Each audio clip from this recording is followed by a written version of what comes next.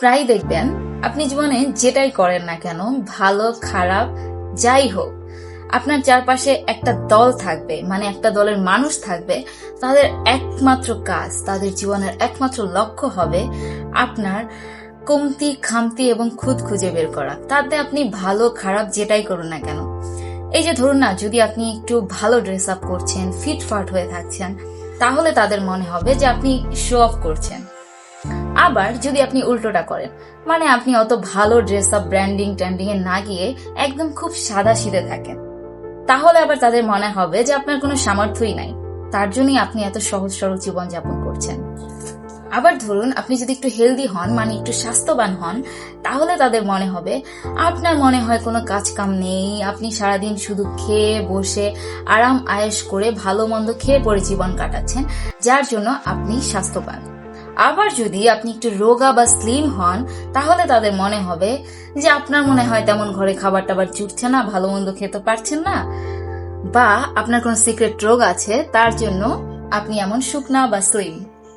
আবার যদি আপনি কখনো অনেক কষ্ট সৃষ্ট করে ডিসিপ্লিন মেনে জীবনে সাকসেস হয়ে গেলেন, তখন তাদের মনে হবে অ্যাকচুয়ালি এই সাকসেসটা আপনি ভাগ্যের জোরে পেয়ে গেছেন, আপনি এটা ডিজার্ভই করেন না, আপনার অনেক রেফারেন্স ছিল, অনেক ব্যাকআপ ছিল, দ্যাটস ওয়াই আপনি সাকসেস হতে পেরেছেন।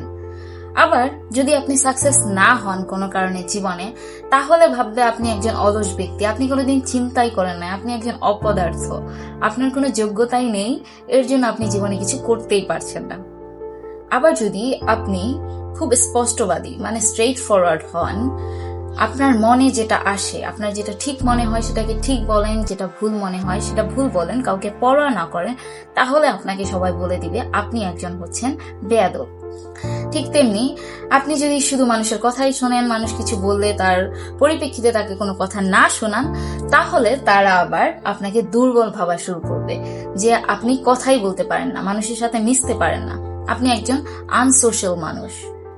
আজকে এই টপিক সম্পর্কে বলার কারণ হচ্ছে আমাদের সমাজে এরকম কিছু হিপোক্রিট মানুষ আছে যারা অ্যাকচুয়ালি সমাজের বোঝা, যারা নিজেরা কিছু করে না বরং অন্যরা কিছু করতে গেলে তাদের মনোবলটাকে তারা ভেঙে দিতে একদম এক্সপার্ট। তাদের নিয়ে তো আমাদের কোনো চিন্তা নেই, চিন্তা হচ্ছে বা এই ভিডিওটা হচ্ছে সেই সব মানুষদের জন্য যারা অ্যাকচুয়ালি জীবনে কিছু করতে চায়। কিন্তু সবসময় মনে রাখবেন, আপনার জীবনটা কোনো নাট্যমঞ্চ নয় যেখানে তাদের এন্টারটেইন করার জন্য আপনাকে পারফর্ম করতেই হবে। আপনি আপনার মতন থাকবেন, তাতে কে কি বললো সেটা আপনার শোনার দরকারই নেই। Bye bye, take care.